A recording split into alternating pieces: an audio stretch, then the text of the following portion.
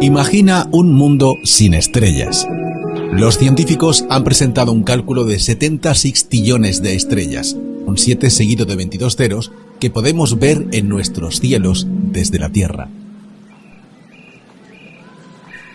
Imagina ahora este planeta sin música.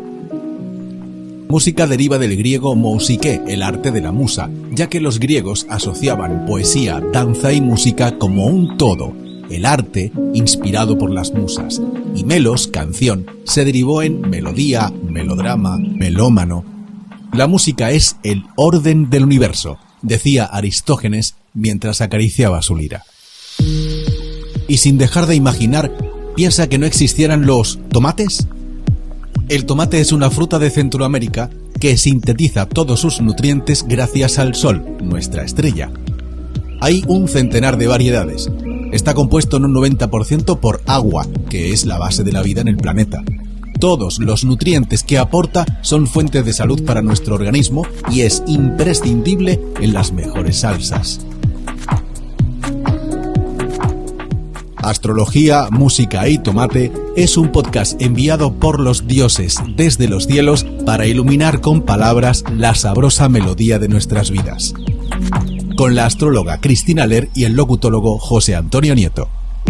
Cristina, cómo me alegro de verte de nuevo. Dios mío, parece que ha pasado un siglo. Un siglo de 2 semanas, Eso ¿no? es, pero fíjate lo rápido que pasa el tiempo y lo relativo que es el mismo. A mí lo que más me gusta de esta relatividad es que tu jardín siempre está igual de bonito. ¿Verdad? Y ¿Verdad? cuéntanos Eso no qué ha pasado con Lilith.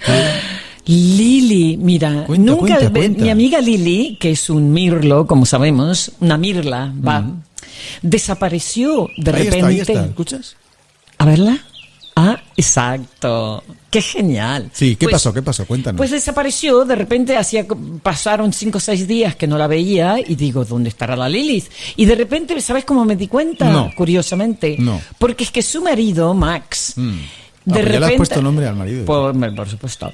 Es que viven en mi jardín, entonces estoy totalmente familiarizados con ellos. Son familia ya. Sí, ya son familia. Y nos conocemos, nos tenemos confianza. Y de repente Max estaba en la palmera de mi jardín a los gritos, pero a los gritos por horas. Casi en un día lo medí, estuvo 6 horas gritando. Y yo digo, este pájaro está llamando a Lili. Está llamando a alguien. Que no está. Entonces salí corriendo a hablar con mi jardinero que andaba por ahí y le digo, ¿qué ha pasado con Lili? Y me dice, se ha ido detrás de su hijo. Le digo, ¿a dónde? Me dice, las madres se va porque ya era hora que su hijo salga a volar y a vivir su vida y ella le acompaña. Y el padre desesperado llamando. Me dice, estáis? No te preocupes que volverá. El jardinero te dijo. Sí, efectivamente, a la semana siguiente vuelve Lili y ya Max no estaba en la palmera gritando. Pero se pasó por lo menos toda esa semana gritando 4 o 5 horas. Yo le digo gritando porque era un cántico agónico. Sí, como desesperante. Y tú también preocupada. Sí, ¿no? yo preocupada porque me angustiaba él, que estaba como angustiado allá arriba. Y a mí lo que me interesa que nos cuentes es el momento en el que Lili regresa y te ve e interactúa contigo después de tantos meses aquí en tu jardín. Es curioso porque yo siento que ella me dice, estoy aquí, no te preocupes. Y entonces aparece, viene revoloteando y se posa en el suelo. Sí, come mis nis, pero me mira y se va acercando de a poquito y me mira como diciendo, ya estoy. Qué bonito. Sí, muy bonito.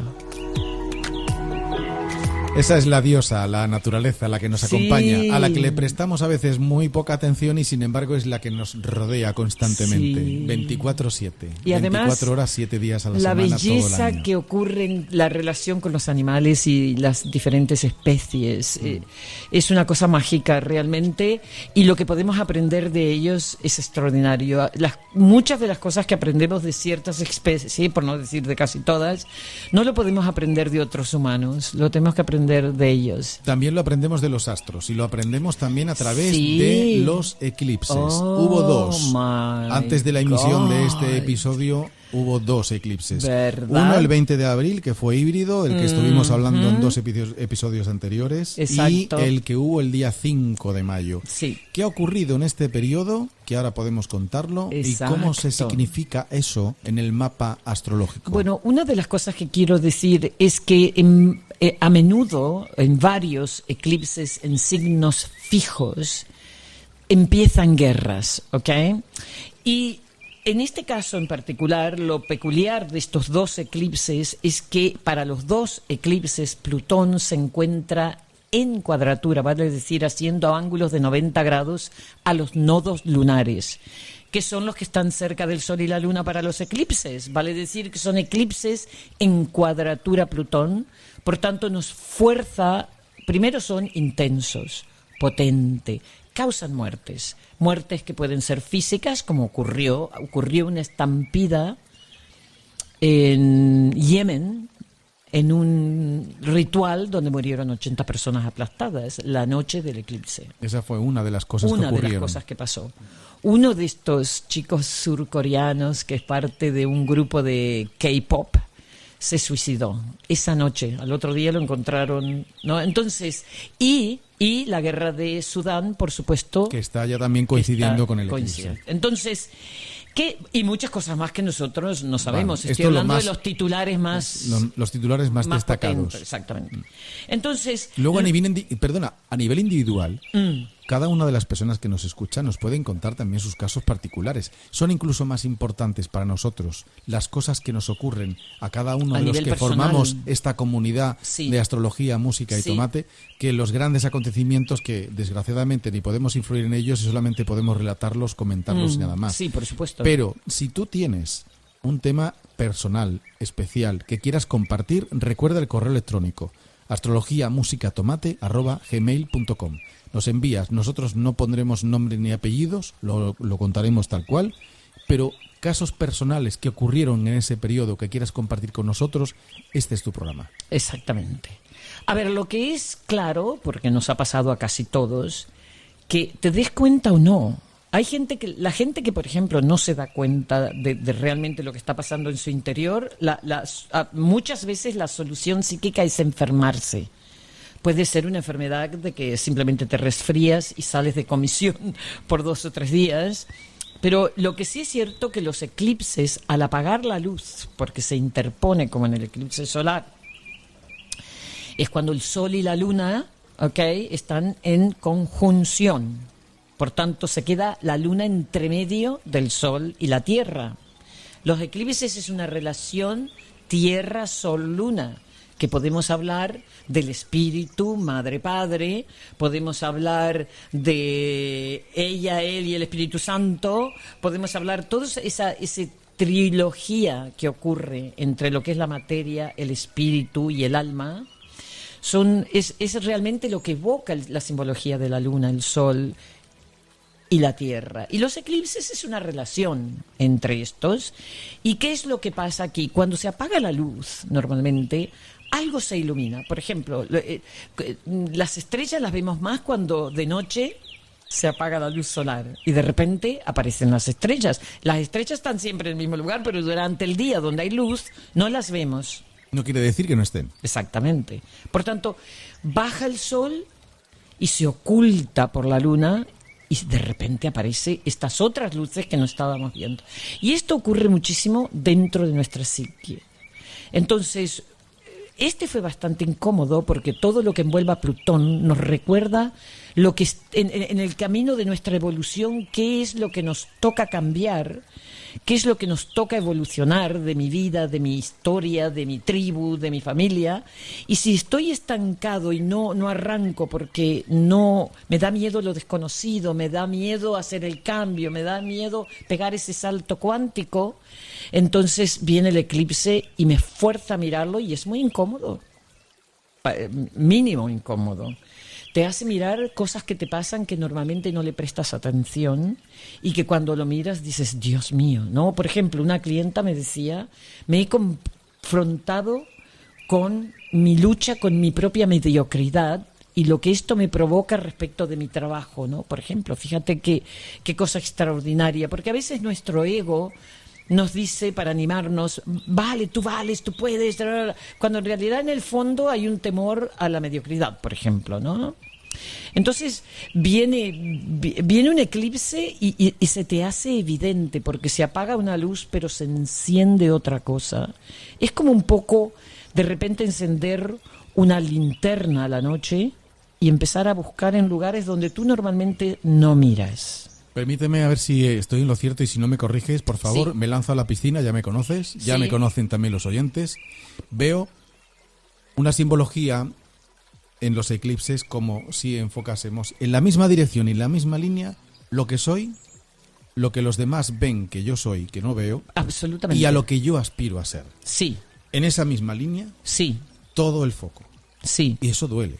Duele, claro que duele. Porque cuando tú ves tu realidad, la de los demás, y la que te gustaría que fuera, Sí. algo no encaja bien. Exactamente. Si eso no está equilibrado, se Y pierde la vista. equilibrado es muy difícil que esté. Vamos, porque tú- prácticamente imposible. Imposible. ¿Conoces a alguien que esté 100% equilibrado No, es todo imposible. el tiempo? Y además que lo que realmente la lección en estas cosas, lo que tú tienes vale, aunque no sea lo que tú esperas de ti y lo que espera la sociedad de ti. Sea lo que sea, eso que tienes es único y por tanto vale y sirve a la humanidad. Es decir, nosotros, así como en estos chats GPT, ¿no?, que se van enriqueciendo a medida que los usamos, quiere decir que el aporte de todos nosotros, por minúsculo que sea el aporte, sirve al todo. Y esto es una de las cosas que debemos aprender a la hora de elevar nuestra autoestima, ¿no? Es decir, lo que yo tengo para ofrecer, aunque no sea una genialidad, vale. Es decir, aunque el plano de lo que los demás ven de mí, o yo creo que ven de Sí. mí, yo no le dé valor, Exacto. lo tiene. Exacto. Pero depende de mí. Exacto. No de Pero a los demás. Para que yo llegue a esa conclusión, ahí viene el eclipse y me muestra esta cosa donde Lo yo pone dudo. todo en línea. Exacto. Y lo enfoca. Y lo enfoca. Y te dice, oye, otra vez, te repito, que te ocupes Sí, de esto. Sí, exacto. Es el recordatorio de las cosas que tú cierras un ojo normalmente y te dice abre los dos ojos, que ahí vas a la pata coja. Y claro que es incómodo. Esto es un sentimiento incomodísimo. A veces se manifiesta como se ha manifestado en estos lugares.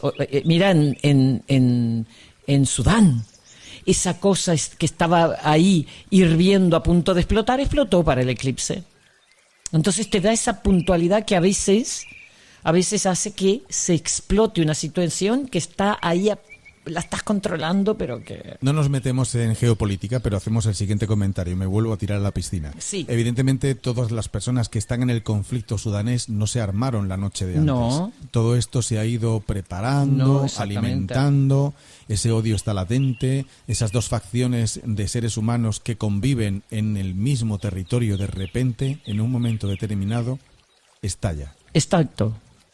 Que Pero también- coincide con un eclipse. ¡Qué curioso! Exactamente, pero también coincidió con un eclipse el cohete que largó Elon Musk, que lo larga el día después del eclipse, cuando empieza Mercurio retrógrado, que fue el día después del eclipse, el 21, y se le cae el cohete. Explotó. Explotó.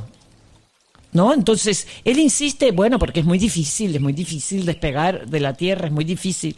Sí, ya, pero, a ver, yo creo que no debe haber habido ningún astrólogo que le hubiese dicho el día del eclipse con Mercurio retrógrado no es un buen día para que tú te aventures al espacio. Fíjate que antiguamente, por lo menos lo que nos llega escrito de la historia o lo que nos llega a base de fábulas de la historia Sí. es que los monarcas antes de tomar decisiones consultaban con A su sus astrólogo. Claramente. Pero hoy sigue ocurriendo en el Asia muchísimo, en la India muchísimo, en el Japón y en Corea muchísimo. Vale. Y que en el mundo nuestro más cercano, mi carta astral, en tu carta astral, un eclipse, ¿qué significa? Sol, Bueno, luna y tierra. Es lo que estoy diciendo. Esa parte de nuestra Depende de carta. dónde te caiga, por Eso ejemplo, es. ¿no? Entonces, es un ángulo. Estamos hablando de los nodos están siempre opuestos. ¿Entiendes? Entonces, en el eclipse solar se junta el Sol y la Luna con el nodo norte, en este caso, por esta serie particular de eclipses, que se van a repetir con el nodo norte. Pero se queda en una línea, entonces afecta a unas casas opuestas. Si te cae en la casa 1 y 7, por ejemplo, ahí te está pidiendo algo especial. Si te casas en la casa 2-8, te está pidiendo otra cosa. Entonces, por ejemplo, dando el ejemplo de la casa 1 o casa 7, estamos hablando de que algo te está pidiendo que actúes aunque no tengas la aprobación del otro o de quien sea, ¿no? El lanzarte, el atreverte, arriesgar. Este eclipse, aunque ocurrió 29 grados 50 de Aries, es decir, que tenía que ver con Aries, Libra, sí que 2 minutos después ya estaba todo en Aries, en Tauro, perdón.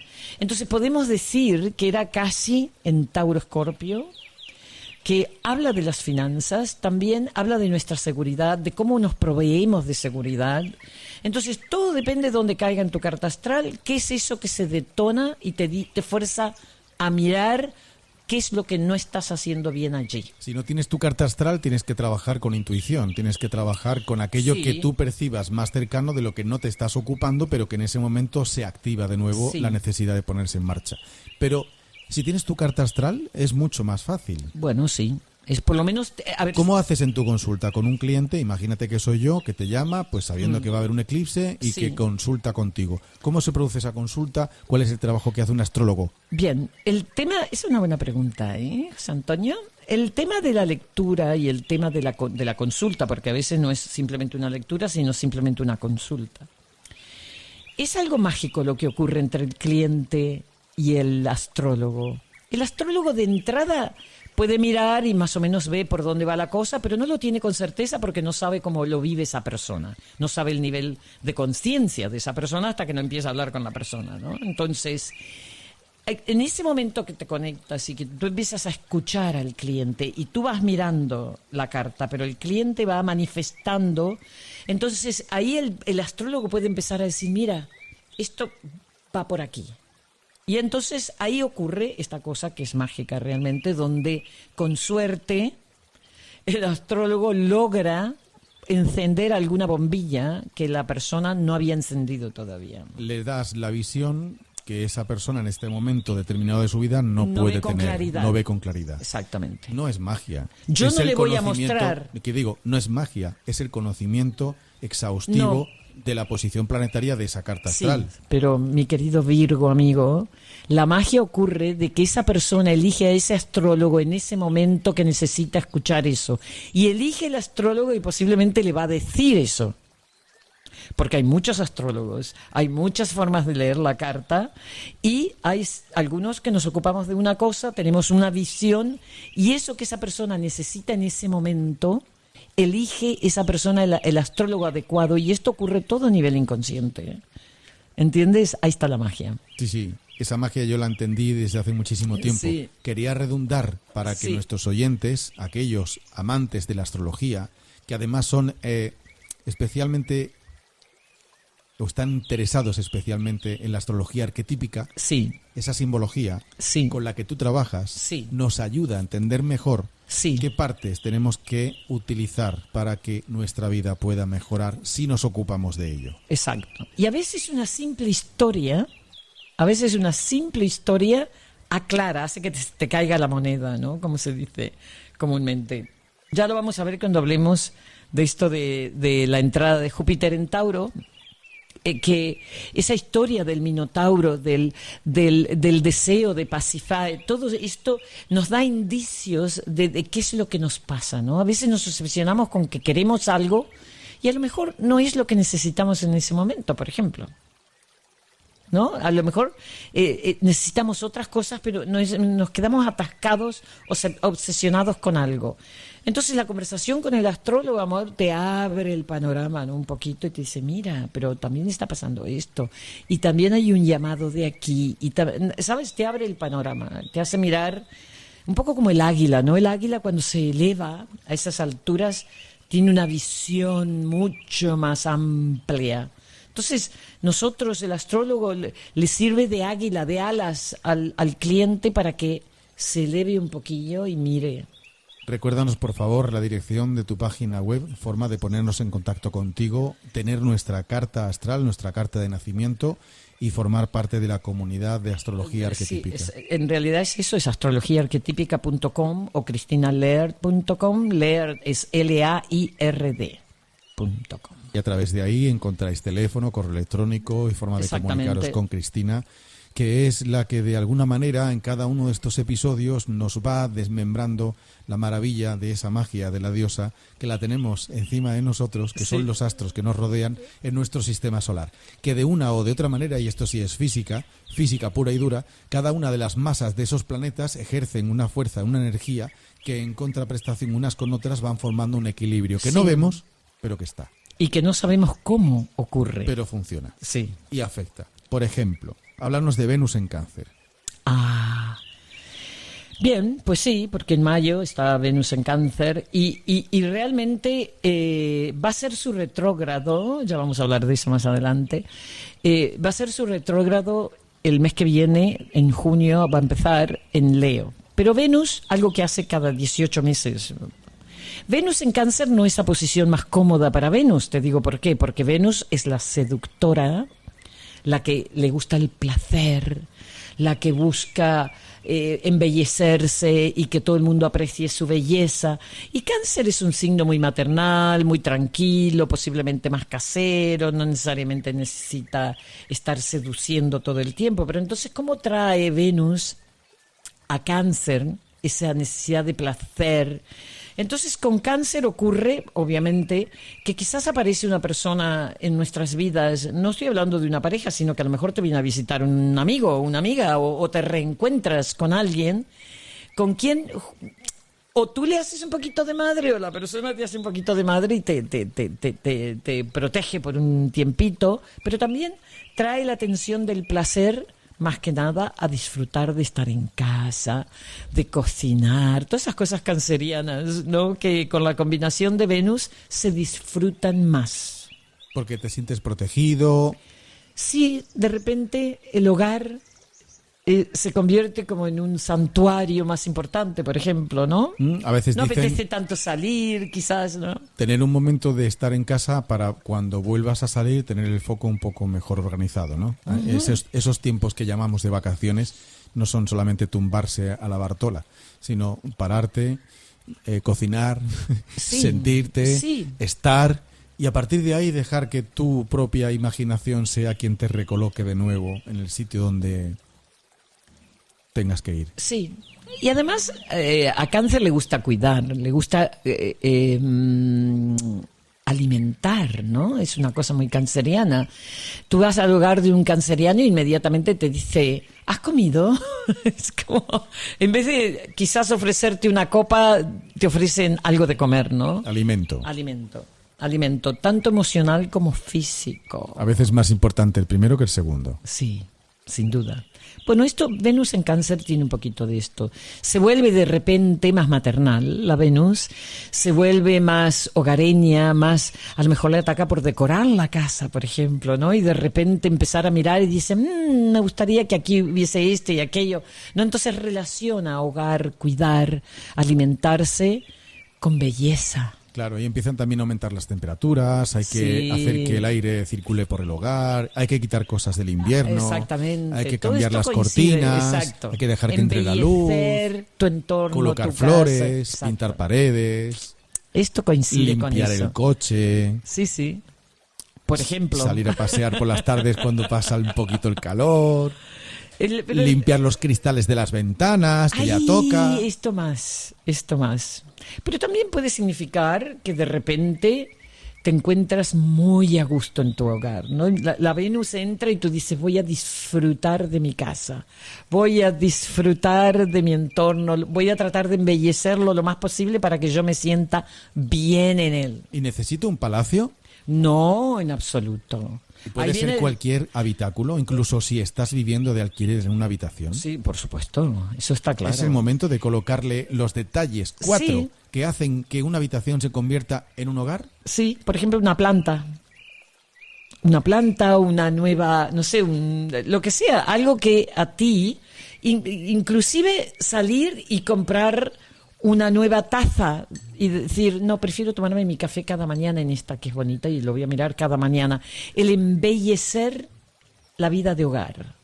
4 diosas de la astrología, Juno, Atenea, Vesta y Ceres. ¿Y qué pasa con Ceres en Virgo, la casa 6? ¿Y qué Bueno, pasa con Vesta en Tauro? esa energía creativa que todos tenemos y que solamente se activa de vez en cuando. Sí, y lo más importante de esto, de estas diosas, es el hecho, José Antonio, que en realidad son aspectos de la Venus. La Venus es, a ver, si miramos en la línea femenina, está la luna como la gran representante de lo femenino, opuesto al sol, que se supone que es lo masculino, excepto en alemán, que sabes que en alemán luna y sol es al revés, ¿no? Luna es masculino, sol femenino en alemán. ¿Algún alemán en la sala, por favor, que levante la mano? No, ni me lo imagino, ¿no? Pero para que tú veas. Pero bueno, la luna sería el símbolo de lo femenino y Venus es el aspecto más importante en cierta forma de lo femenino, que es el seducir. Pero el seducir con mayúsculas, vale decir, sin Venus se acabaría la especie. Porque ese es Venus el que nos hace querer acercarnos a otro, copular con otro, hacer cría con otro. Por tanto, ese aspecto de conexión, no estoy solo, quiero disfrutar con otro, es el aspecto de la Venus. Y luego aparecen estas que has nombrado tú, que son diferentes aspectos de la Luna y Venus. Entonces, Palas Ateneas, por ejemplo, es la mujer de negocios, la CEO de empresas, es la mujer en un mundo de hombres, aquella que va vestida de tío todo el tiempo, nació de la cabeza de su padre, de Zeus, y se conecta con el hombre tipo colega. No, la sexualidad no entra en la vida de la Palas Atenea, en realidad es virgen y no quiere relaciones personales con el hombre, quiere que sea su colega. Entonces aquella mujer que está... Pone la barrera... Y Exacto. a partir de ahí no pasa nadie. No pasa nadie. Y actúa, es aquella que encuentras en mundos de hombre, ¿no? Tradicionalmente de hombres. Exacto, tradicionalmente de hombres. En cambio, Vesta, que es la otra supervirgen, que tampoco quiere pareja, es un poco más lo que hoy se llamaría la monja. Es aquella que era sacerdotisa de muchos templos, es la que tiene que mantener la llama de los templos encendida, y si se les apagaba la llama tenían castigos tremendos, ¿no? Se las recolectaba a los 6 años hasta los 30, y luego ellas podían irse y casarse y tener familia, pero en ese periodo tenían que ser célibas. O quedarse en el templo. Exacto. Hay una cosa muy bonita de las vestales, porque las vestales también formaban parte de noches orgiásticas. Eran vírgenes de día. Sí, pero había noches. Lo que pasa que el sexo, que también tiene que ver con Lilith, un poquito, el sexo de las vestales tenía que ver con un sexo sagrado, vale decir. Ocurría en el templo, o sea que ellos salían las vestales, traían los hombres y las mujeres que iban a participar de esa noche orgiástica, donde ocurría una cosa sexual sin moral, pero cuando digo sin moral, no digo que fuese inmoral, ¿ok? Sin moral, que no había juicio, simplemente sexualidad. Pero ellas al día siguiente se iban a unas fuentes maravillosas de agua sagrada y se volvían vírgenes, se bañaban ahí y se volvían vírgenes otra vez y volvían al templo. Entonces está esa dualidad que a veces se encuentra en Virgo, aunque Ceres, ya veremos que es Ceres, la madre también, tiene que ver mucho con Virgo, ¿no? Muchos astrólogos atribuyen realmente la regencia de Virgo a Ceres.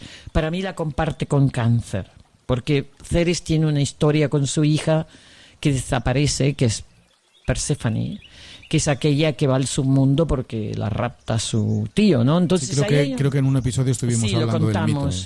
Entonces, hay una dualidad ahí. Estos asteroides tienen como una dualidad, resuenan, por ejemplo, Palas Ateneas resuena más con Libra y Acuario, las vestales con Virgo, por ejemplo, mucho, ¿no? Ese sentido de la virginidad, el rezar, el recogimiento, la meditación, son el símbolo de la focalización, por ejemplo, ¿no? Es lo que necesitas para llevar a cabo cualquier proyecto, ¿no? Poner toda tu energía sin distracciones en una sola dirección. Eso, Vesta.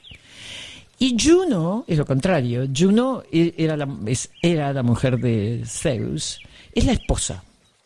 Tú me dirás, es completamente diferente. ¿Ves? Estos son aspectos de lo femenino completamente diferentes uno de otro, pero son todos lo femenino. Y Vesta es la esposa, vale decir, es aquella que en realidad se sacrifica su individualidad por ser la señora de. Y toda su función es mantener a este señor que posiblemente tenga más poder que ella, pero el que ella pueda estar al lado de este personaje es lo que le da a ella su estatus, su valor, etcétera, etcétera, ¿no? Entonces representa muchas cosas. Sacrifica su individualidad por estar al lado del poder. Sí, bueno, puede ser poder o simplemente de alguien que es el que hace y ella acompaña. Del ejecutor. El ejecutor. Es la esposa de antes, ¿no? La esposa de la mujer que se quedaba en casa, hacía lo que tenía que hacer en casa, pero el que salía, triunfaba profesionalmente era el hombre. A pesar de que las decisiones se tomaban por anoche en la misma cama, ¿no? Exactamente. ¿No? Esa cosa detrás de cada gran hombre hay una gran mujer, ¿no? Esa era la frase que justificaba la forma de actuar de los matrimonios en otras etapas de nuestra sociedad, ¿no? Afortunadamente esto está cambiando, lo que no quiere decir que Juno ya no sea irrelevante, sí lo es. Porque Juno es aquella que tiene que ver con Venus en el sentido que quiere hacer todo con otro, no lo quiere hacer sola. Le gusta estar acompañada, le gusta compartir. Entonces, Juno tiene que ver mucho con la defensa de los derechos de la mujer, los derechos de la esposa. ¿Sabes? Tienen una importancia muy relevante. Has oído a Roberto, ¿no? Con la campanita. Sí, entonces, hora de poner un poquito de música. Sí, pero termino lo que estabas diciendo, que Roberto espera un momentito porque era importante. Vale, pues entonces estos 4 asteroides, ¿no? Vesta, Palas, Ceres y Juno, amplían el concepto de lo femenino, traen aspectos de lo femenino que no son solo la seductora o la madre, ¿no? La luna sería la gran madre, Venus la seductora, o sea, la amante o la madre. Eso, por mucho tiempo, estos fueron los 2 aspectos femeninos que estuvieron formando parte de nuestra sociedad. Exactamente. Ahora siguen formando parte de nuestra sociedad, pero desde otro prisma, desde otro punto de vista. Y ahora se han incorporado estos nuevos arquetipos. Y nos faltan arquetipos. Y habrá que seguir incorporando. La Palas es también la científica, la astronauta, toda esta, ¿sabes lo que te digo? Es la mujer científica, intelectual, que lucha también por los derechos de la mujer, o sea que son aspectos muy interesantes de lo femenino y que los hemos incorporado hace bastante poco en realidad. Correcto. ¿Qué música nos propone Roberto? ¿Te ha dicho algo? Porque yo no lo sé, yo no tengo ni idea de qué es lo que ha propuesto. La verdad es que ya ni me acuerdo, pero creo que lo tenía apontado por aquí, me parece que era algo... Dijo de un blues o algo así, pero no sé exactamente qué es lo que nos había preparado, porque siempre es una sorpresa lo de este muchacho. A ver, pero no sé, probemos.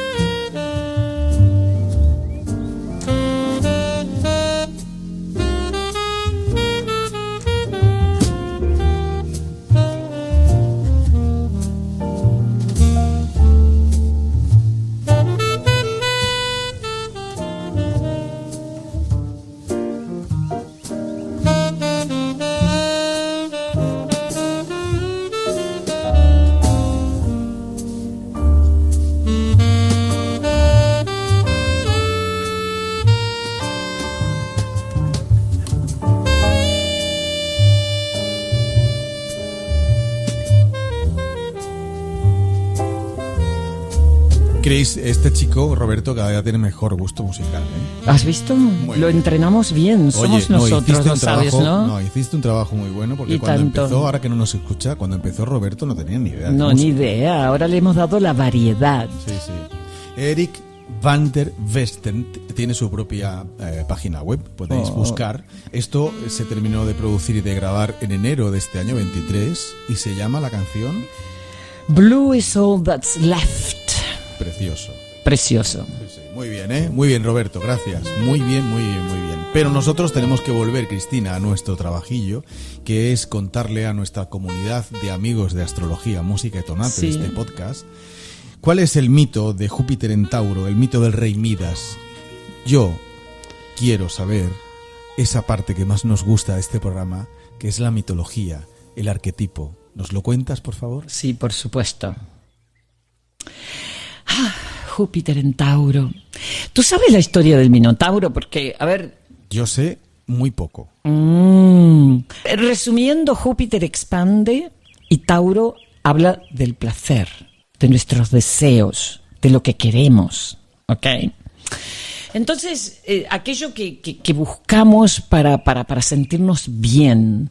Entonces va, obviamente, tiene que ver mucho con el dinero también, porque el dinero nos permite proveernos de eso que queremos hacer para tener placer y sentirnos bien, etcétera, etcétera, ¿no?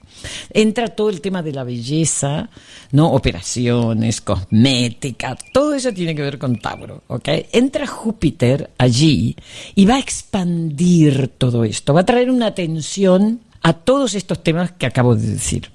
Entonces, ¿por qué digo el Minotauro? Porque, a ver, Tauro tiene que ver con esta historia del Minotauro.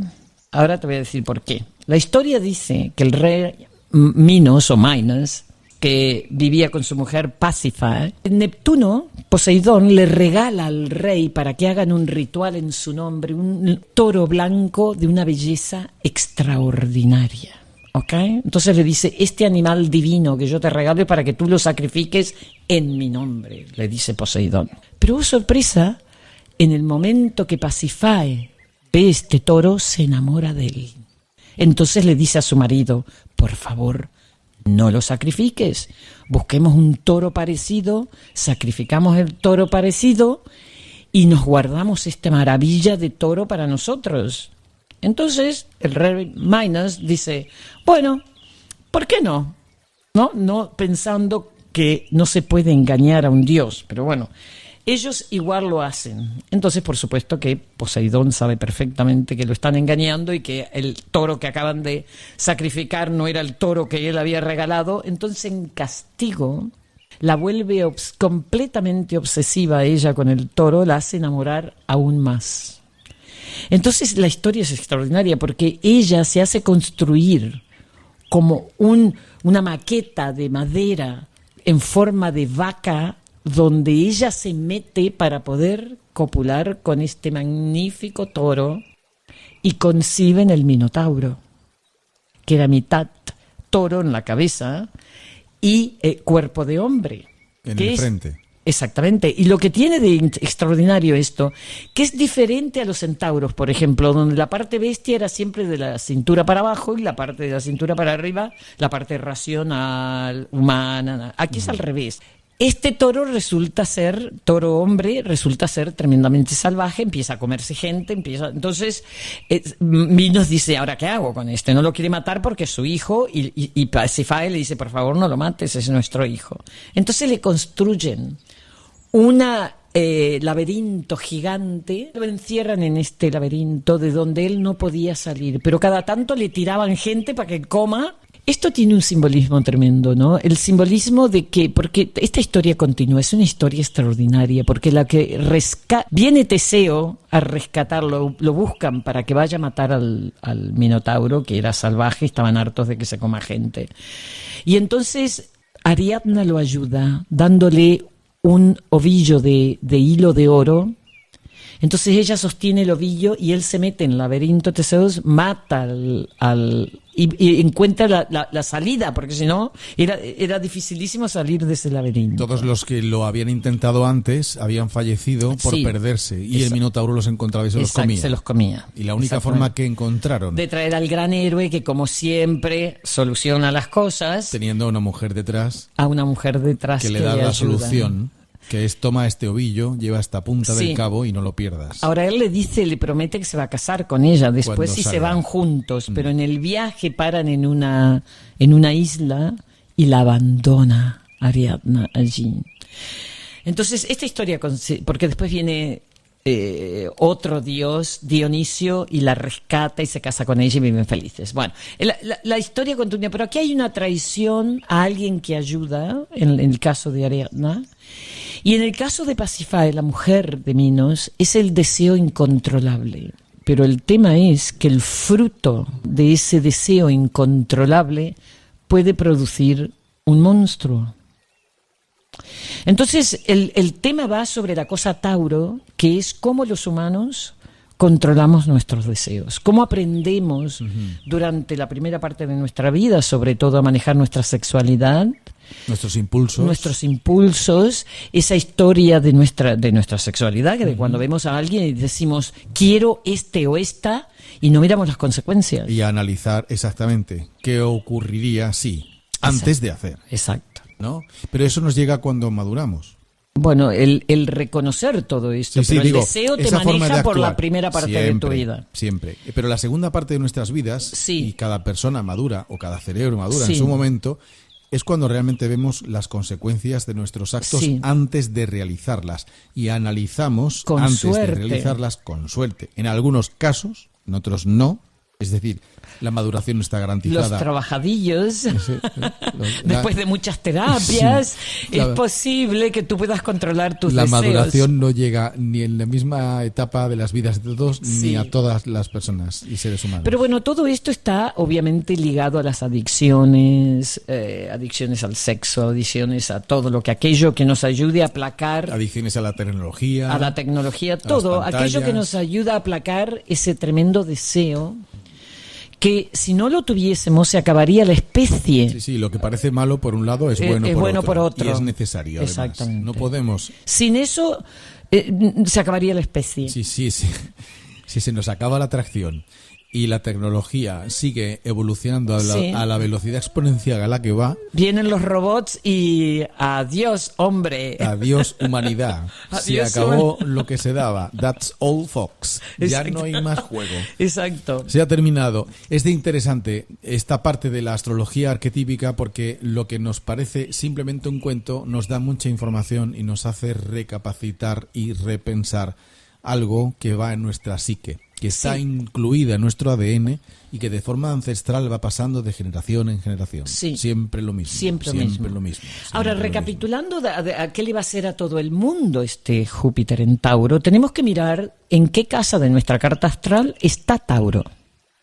Entonces veremos dónde se va a aumentar eso que está en esa casa, ¿no? Imagínate un ejemplo: si es en la casa 2, de repente vamos a tener más deseo de hacer más dinero, gastar más, hacer cosas. Si es en la casa 3, quizás de aprender más y hacer más cursos. Es decir, va a acelerar el deseo de una forma bastante importante. Y la única forma que tienes de averiguarlo, en tu caso particular que nos escuchas y nos sigues desde el episodio número 1, es contactar con astrologiaarquetípica.com, ponerte en contacto con nuestra astróloga, que es Cristina Aller, y preguntarle ¿cómo puedo tener mi carta astral? Bueno, no, y ahí hay una lectura especial, en realidad, sobre Júpiter en Tauro. El tomate del episodio de hoy, ¿cuál sería, Cristina? Bueno, creo que tomar conciencia de nuestros deseos, tomar conciencia de lo que nos han presentado los eclipses, que tiene que ver con esos lados más oscuros de nuestra psique que no manejamos muy bien, y el tener que buscarnos y encontrar respuestas al hecho de que somos seres humanos y que por tanto nos pasan estas cosas. Es un auténtico placer estar contigo en el jardín de tu casa en cada episodio de Astrología, Música y Tomate. Y con Lili y Max. Que han vuelto. ¡Hala! Hasta el próximo episodio. Hasta la próxima.